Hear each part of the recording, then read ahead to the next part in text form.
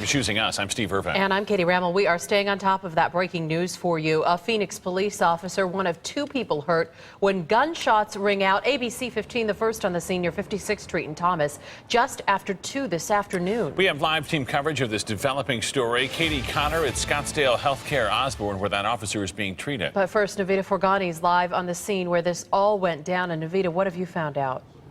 Well, Katie and Steve, this is an extremely active situation. Police are aggressively looking for at least 4 suspects, 2 black males and 2 black females. Currently, right now, they believe they have 2 suspects in custody so far. This is what police are saying as of 30 minutes ago, that an officer that was shot happened to be in the area of 48th Street in Thomas around 2 o'clock this afternoon. He spotted a maroon car that he believed matched the description of a car that might have been involved into an armed robbery that just happened. So the officer decided to follow it.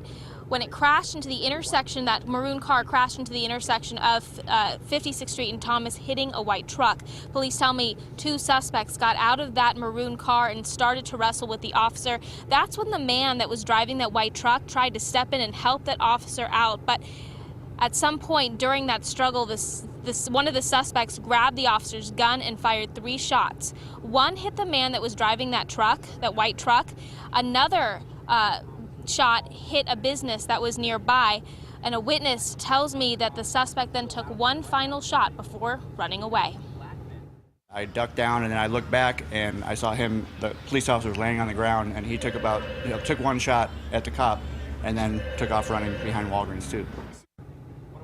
And you are now looking at a live picture from Air 15. You can see this is still an extremely active scene. Police are searching the nearby area. They've sent out 911 calls to all the residents that are impacted by this search. They're telling people, if you are at home, keep your doors locked, do not come out of the house, and keep your eyes out for anyone suspicious, and call 911 immediately, because they want to get these 4 potential suspects who are potentially extremely dangerous off the streets. Katie and Steve? Navita, have they released any information about the officer's gun? Do we know if that person that they're after still has it, or if they were able to recover it at the scene? I know a lot of neighbors are worried about that.